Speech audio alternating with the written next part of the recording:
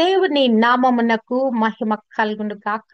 Heavenly life ministries global prayer tower after లో జరుగుతున్న ఉదయకాలపు స్తుతి ఆరాధన కూడికు మిమ్మల్ని అందరినీ ప్రేమపూర్వకంగా ఆహ్వానిస్తున్నాను. యోహాను సువార్త 15వ అధ్యాయము మనము ధ్యానిస్తున్నాము. ప్రభువు తను తానుగా ద్రాక్షవల్లిగా, తండ్రి అయిన దేవుడు వ్యవసాయకుడుగా అభివర్ణిస్తూ, మరి ఆ యొక్క తోట ఎలా ఉంటది, తోటలో నాటబడిన మొక్కలు ఎలా ఉంటది, ఆ మొక్కలు లేకుంటే ఆ యొక్క ద్రాక్షవల్లి మరి ఎలాగునుంటది, ఆ ద్రాక్షవల్లి ఎలాగున ఎదగాలి, ఎలాగున అది ఫలాలు ఇవ్వాలి, ఫలాలు ఇవ్వకపోతే ఏమవుద్ది, దాని పరిస్థితి ఏమవుద్దని ఆ విషయాలు మనం ధ్యానిస్తున్నాము. ప్రభు బోధించే ఈ బోధలన్నీ కూడా విన్న ప్రతి ఒక్కరు కూడా, అంటే ఆ శిష్యులు ఎవరితో ఈ సంభాషణ చేస్తున్నాడు, ఆంతరంగికమైన విషయాలన్నీ కూడా శిష్యులకి బోధిస్తూ వస్తున్నాడు. ఎందుకు? తనకి సెలువుకు వెళ్ళే సమయం చాలా అతి సమీపంగా ఉన్నది.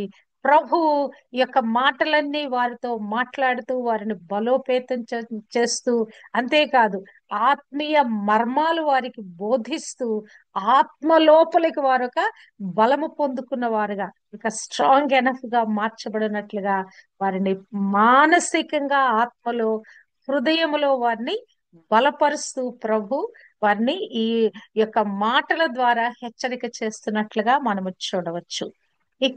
నిన్నటి దినము మరి ఆయన మనతో చెప్పిన మాటలను బట్టి మనము పవిత్రులమై ఉన్నాము. ఆయన మాట ఎటువంటి శక్తి గలది, మన లోపలికి ఎలా పెనట్రేట్ అవుతుంది, మరి ఎలాగున లోపలికి వెళ్ళి ఆ దాగి ఉన్న పాపాలను కూడా ఎలాగున మరి ఒప్పింప చేస్తుంది అనేటువంటి విషయాలు నిన్న దినము ధ్యానించాము. 15వ అధ్యాయము 4వ వచనము. నాయందు నిలిచియుండుడి, మీ యందు నేనును నిలిచియుందును.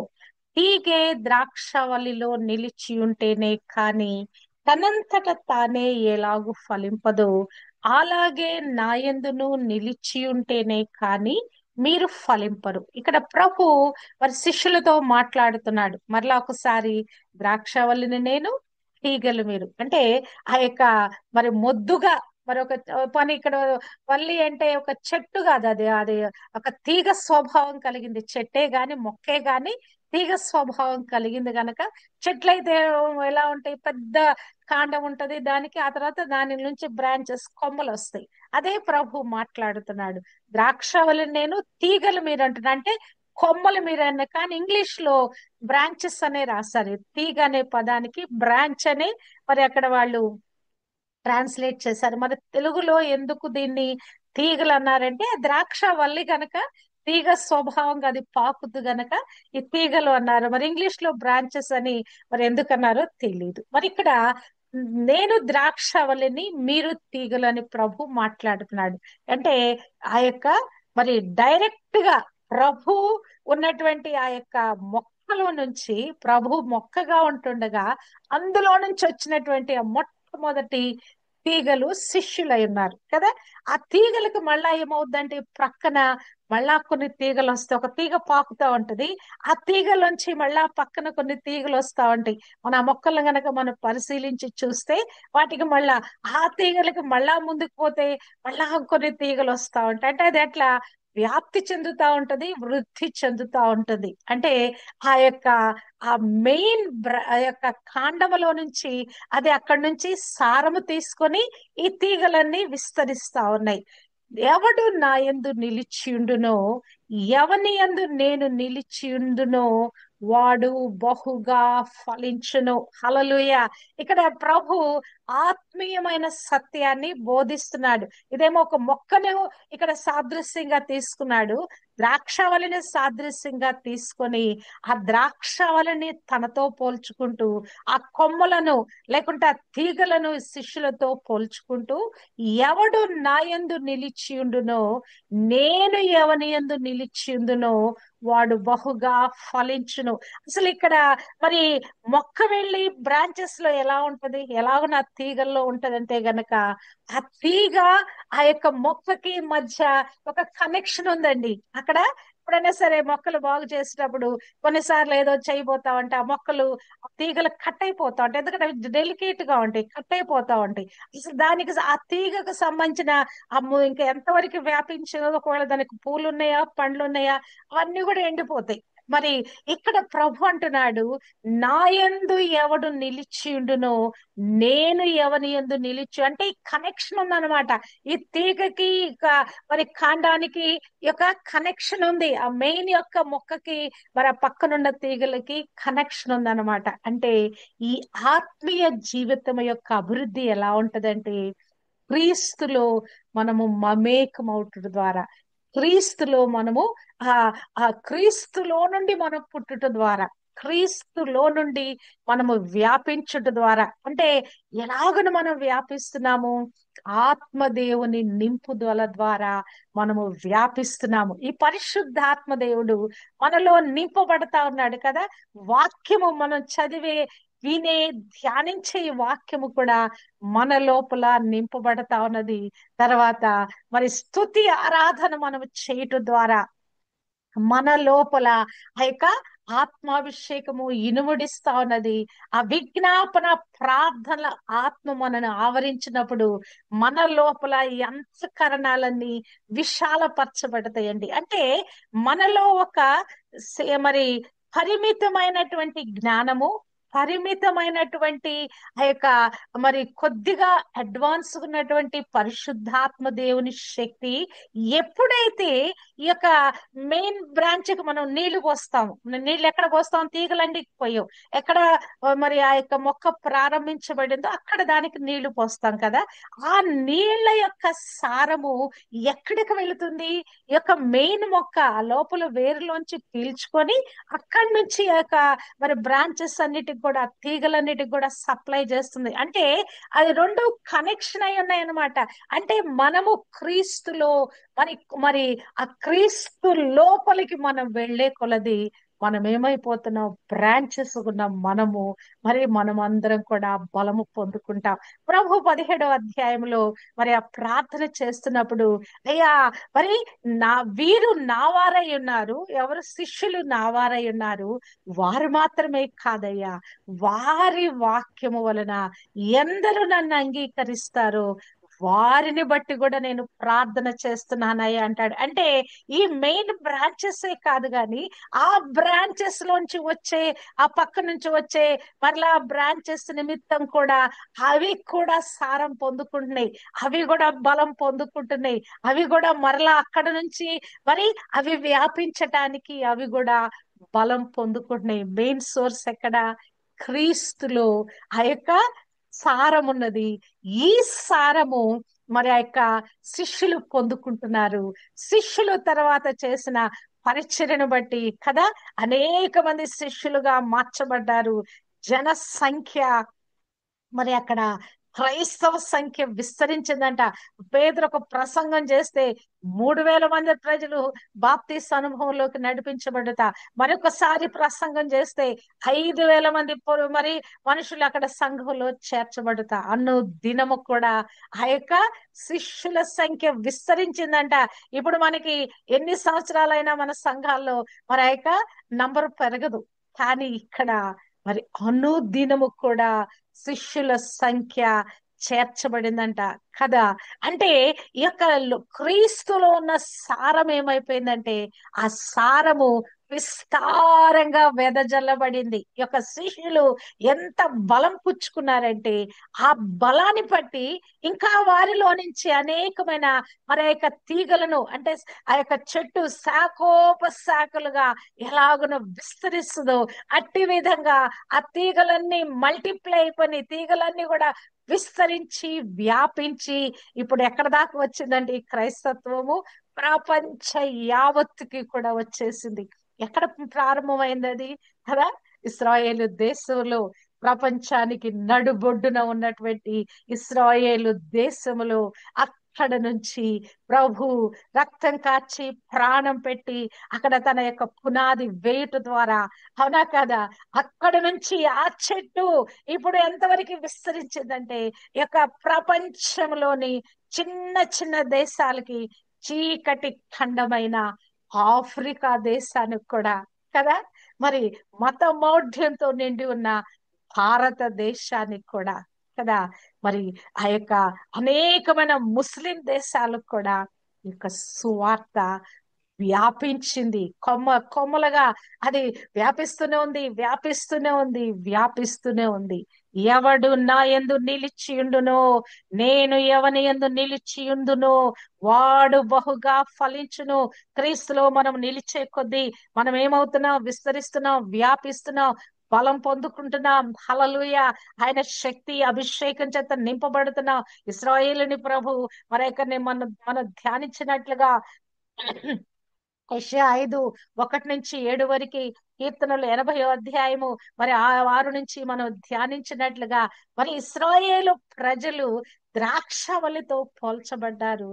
నాకిష్టమైన వనము యూదా, మరి ఆ యొక్క ద్రాక్ష తోట నాకిష్టమైనటువంటిదని ప్రభు చెప్పినట్లుగా ఈ దినాలలో క్రీస్తు రక్తంలో కడగబడి ఆత్మను పొందుకున్న ప్రతి ఒక్కరు కూడా ఈరోజు ఇశ్రాయేలుగా మనము కూడా మార్చబడ్డాం.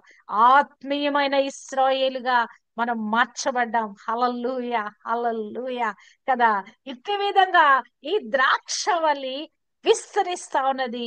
మనము తీగలుగా అభివృద్ధి చెందుతా ఉన్నాము. ఇక్కడ ప్రభు చెప్తున్న మాటలు, ఆయనలో నిలిచి ఉండుట అంటే విశ్వాసములో, విధేయతలో, ప్రేమలో, మరి నిరంతరము క్రీస్తుతో కలిసి మరి మమేకమైన వారమై, క్రీస్తు గుణ లక్షణాలు ధరించిన వారమై, పరిశుద్ధాత్మ స్వభావములోకి మనం వచ్చిన వారమై, పరిశుద్ధాత్మ దేవుడు మనలో రూపాంతపరుస్తుంటుండగా మనలో ఉన్నటువంటి అవలక్షణాలన్నిటినీ ఆయన తీసివేసి మరి ఆ యొక్క రూపాంతర స్థితికి మనం మారుస్తుంటుండగా ఈ యొక్క మనము ఫలించుట, ఎవడు నా యందు నిలిచియుండునో వాడు ఫలిస్తాడు.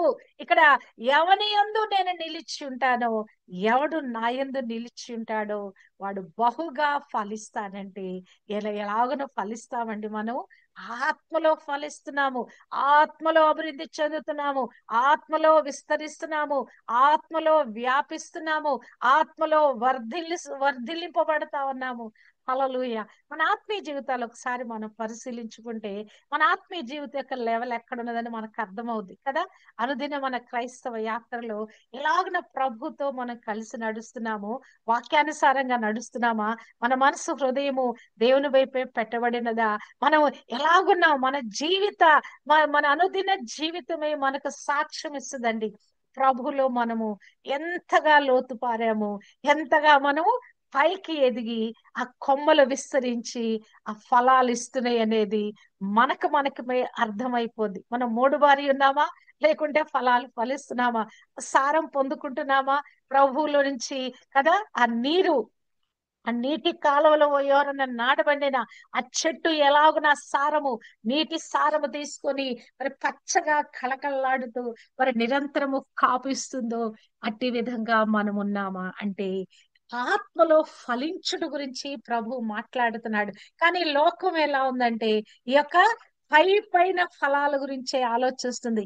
ఎంత ఆస్తి సంపాదించాము కదా, ఎన్ని మేడలు కట్టాము, ఎన్ని బంగ్లాలు మనకున్నవి, ఎన్ని ఇంకా ఈ లోకంలో ఉన్న పొజిషన్స్ మనకి ఎలా ఉన్నాయి, ఆ దానిని వాళ్ళు ఆశీర్వాదముగా, దానిని వారు ఫలాలుగా వారు మరి అనుకుంటున్నారు. కానీ ఇవేమైపోతాయి, ఇవన్నీ కూడా ఈ యొక్క భూమి మీద నేను కూడా అన్ని కూడా ఒక రోజు కాలిపోబోతున్నాయి. ఒకవేళ మనమే చనిపోయాం అనుకున్నాం, మనకున్న వాటిలో మనం తీసుకుని వెళ్తామా?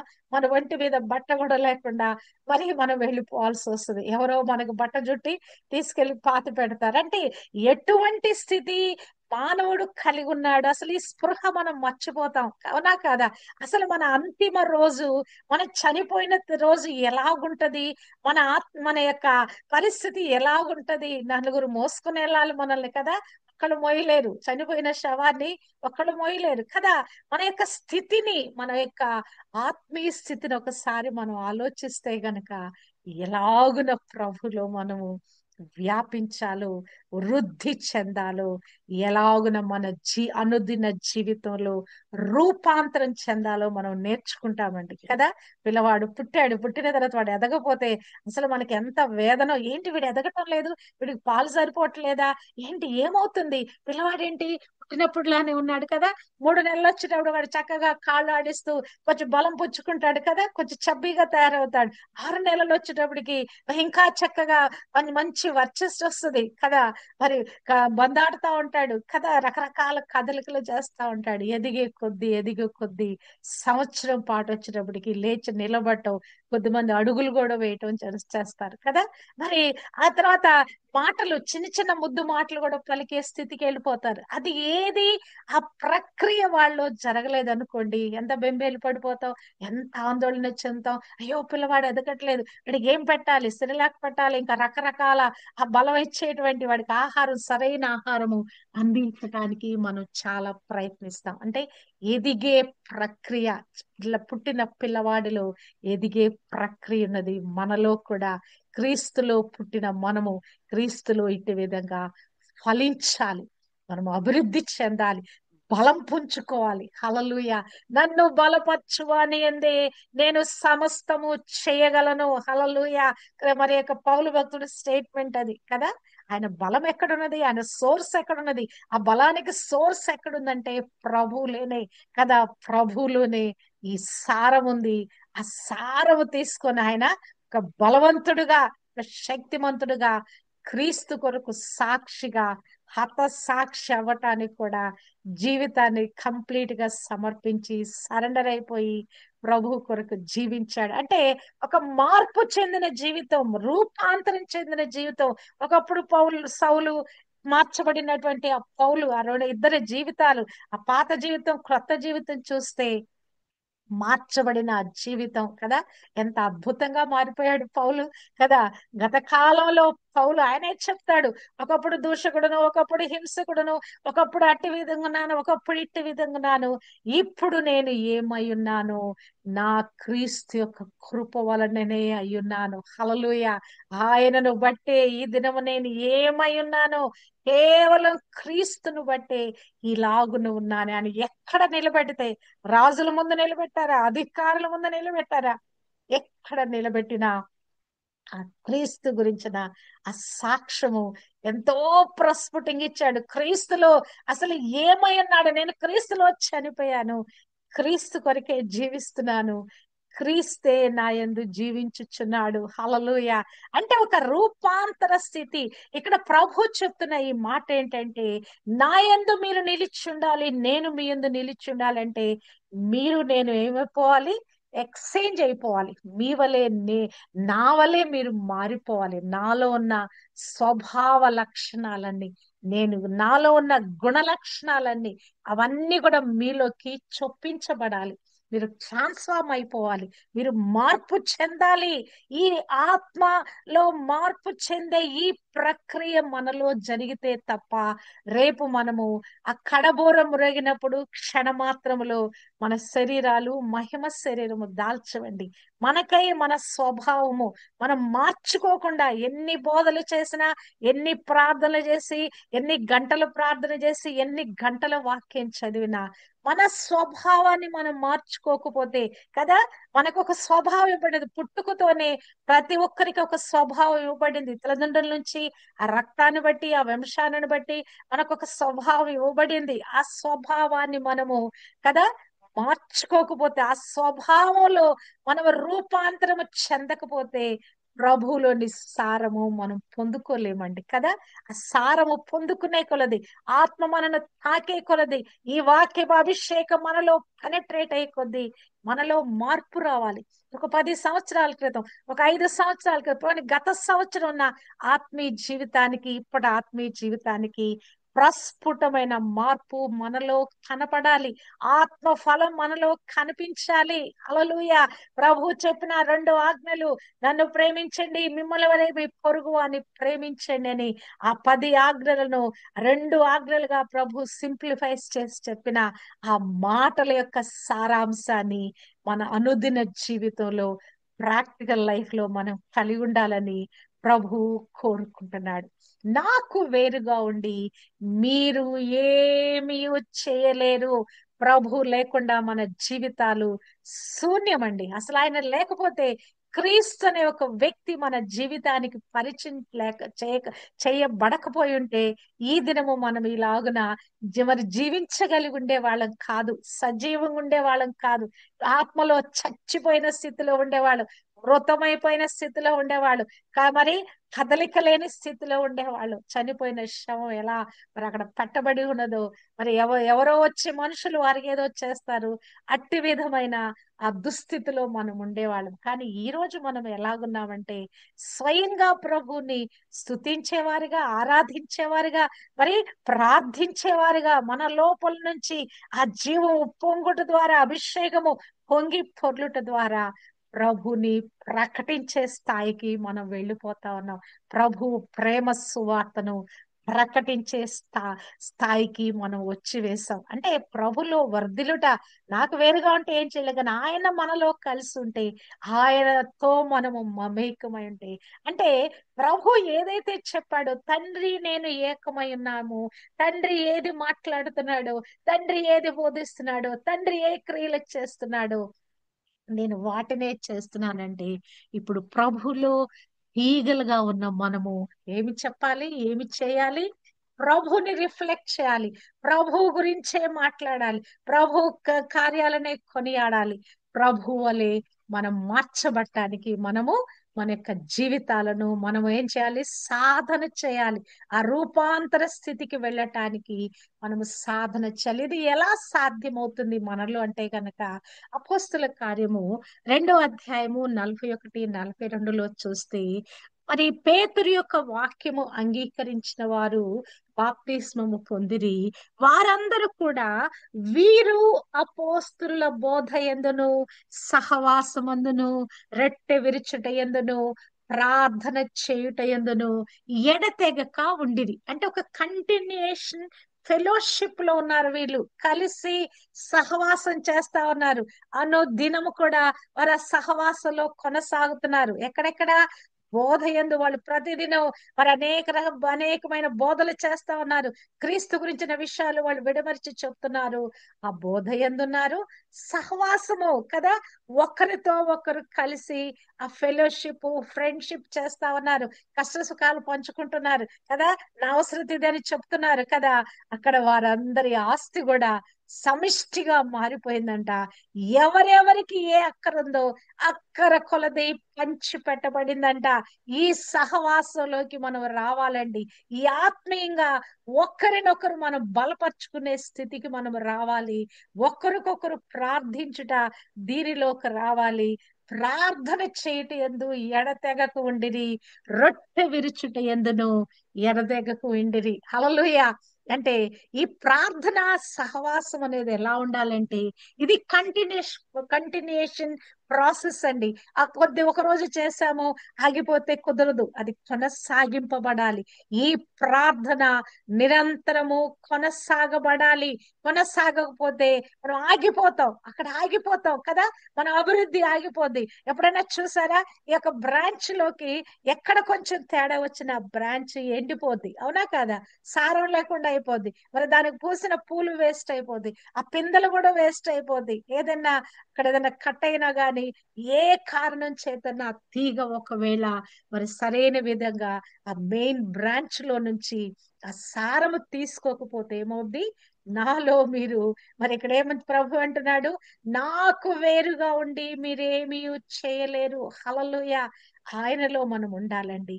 ఆయన రాజ్యాన్ని మనము మరి ఆయన యొక్క వర్చస్సును కదా, ఆయన గుణ లక్షణాలను మనము ప్రదర్శించబద్దులమైనాం కదా. మామూలుగా లోకంలో ఏం చెప్తారంటే, ఆ, 4 సువార్తలు రాయబడిని. మరి క్రైస్తవుడు అనేవాడు ఏంటంటే, రాయబడని 5వ సువార్త. ఈ యొక్క సువార్తలు ప్రభుని ప్రతిబింబిస్తున్నాయి. ప్రభు యొక్క కార్యాల గురించి వివరిస్తా ఉన్నది. ప్రభు ఏమై ఉన్నాడు? ఆయన మనుష్య కుమారుడు, దేవుని కుమారుడు, పరలోకం నుంచి దిగి వచ్చిన వాడు, అందరి కొరకు ప్రాణం పెట్టుటకు వచ్చిన వాడు కదా. ఇవన్నీ కూడా మరి ఆయన గురించి రాయబడిన మాటలు, అవన్నీ కూడా మరి ఆ యొక్క సువార్తలలో పొందుపరచబడి ప్రకటించబడుతున్నట్లుగా నడుస్తున్న మనము, అంటే జీవిస్తున్న మనము కదులుచున్న సువార్త పత్రికలమంట. హల్లెలూయ. మనను చూస్తే క్రీస్తు యొక్క రిఫ్లెక్షన్ మనలో కనపరచబడాలండి. క్రీస్తు యొక్క ప్రతిబింబము, ప్రతిరూపము మనలో కనపరచబడాలి. మరి క్రీస్తు ప్రభు ఎలా ఉన్నాడు? తండ్రి యొక్క ఆ మూర్తిమంతాన్ని, ఆ మహత్తు గల ఆ తండ్రి యొక్క స్వభావాన్ని, తండ్రి వెలుగై ఉంటుండగా, తండ్రి మరి మరి ప్రేమ ఉంటుండగా కదా, తండ్రి మరి శక్తి కలిగిన వాడై ఉంటుండగా, తండ్రి గొప్పవాడై ఉంటుండగా, ఆయనను కంప్లీట్ గా మరి ఆ యొక్క ప్రతిరూపంగా ప్రభు ఆ లోకంలో జీవించాడు. తండ్రి ఎలా ఉన్నాడు? ఆయన ఆత్మస్వరూపుడుకున్నాడు. ఈయన నరావతారిగా రక్త మాంసాలు ధరించినా కూడా ఆయన తండ్రిని రిఫ్లెక్ట్ చేస్తున్న వాడుగా ఉన్నాడు. తండ్రి ప్రతిరూపంగా ఉన్నాడు.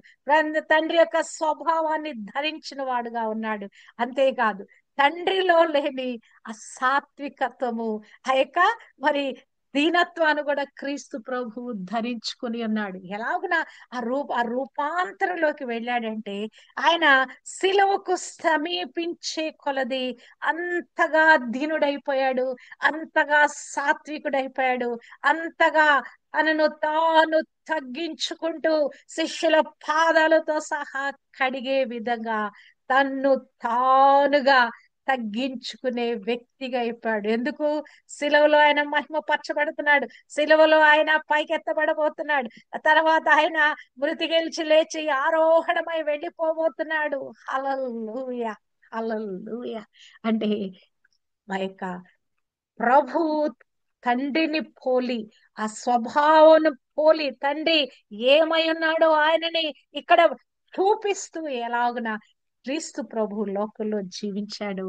ఈ దినము క్రీస్తులో మరి రక్షింపబడిన మనము, క్రీస్తులో బాప్తిసం తీసుకున్న మనము, క్రీస్తు అనే అభిషేక్తుని ద్వారా అభిషేకము పొందుకున్న మనము, పరిశుద్ధాత్మ ద్వారా నడిపించబడుతున్న మనము కదా, ప్రభువులో అంటుకట్టబడి, ప్రభువులో మమైక్యమవుతూ, ప్రభువుని ప్రతిబింబిస్తూ, ప్రభువుకి ప్రతిరూపాలుగా ఆ రూపాంతరబడి చేయబడిన స్థితిలో ఫలాలు ఫలించే వారిగా ఉండాలని ప్రభు కోరుకుంటున్నాడు.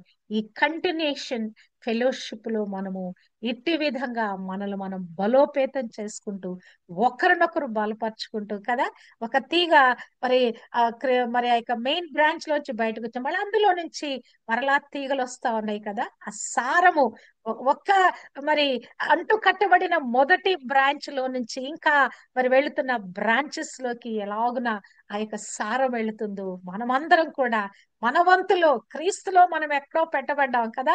ఏదో బ్రాంచ్ లో ఒక మన పక్క నుంచి వచ్చినటువంటి ఒక బ్రాంచ్ గా మనం ఉన్నాము. హల్లెలూయా.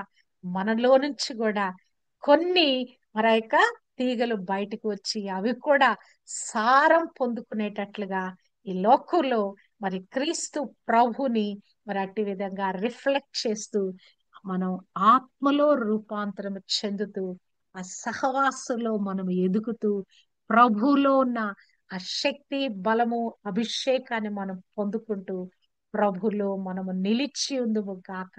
ఆయనకు వేరుగా ఉండి మనం ఏమీ చేయలేము కనుక, ఆయనలో ఉండి మనము మరి బహుగా ఫలించుదుము గాక. కొంచెం కాదు, బహుగా ఫలించుదుము గాక. దేవుడు అట్టి విధంగా మనలో బహుగా ఫలించేవారుగా ఉండాలని కోరుకుంటున్నాడు. మరి తండ్రి అయిన దేవుడు క్రీస్తు మరి కుమారుడిని ఇచ్చుటలో, పరిశుద్ధాత్మను అనుగ్రహింప చేయుటలో ఆయన ఉద్దేశం ఏమన్నది? మనమందరము క్రైస్తవులందరూ కూడా ఆత్మలో విస్తారముగా ఫలించాలని తండ్రి యొక్క ఉద్దేశం అనేది. అందులో ఆయన మనం ప్రూన్ చేస్తా ఉంటాడు, కత్తిరిస్తా ఉంటాడు, మనకి నీళ్లు పోస్తా ఉంటాడు, పోషిస్తా ఉంటాడు. ఆ తోటమాలిగా ఉండి ఆయన మనంతా కూడా సంరక్షించి కాపు అనుగ్రహింపచి. ఆమేన్. ఎవరైనా ప్రైజ్ రిక్వెస్ట్లు ఉంటే ఇవ్వండి, ప్రైజ్ రిపోర్ట్స్ ఉంటే చెప్పండి.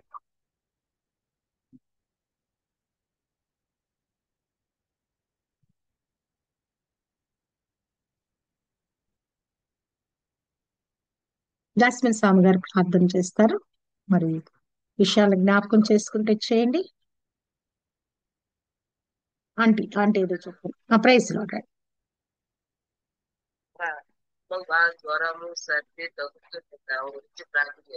ఓకే. సరోజన ఆంటీ కొంచెం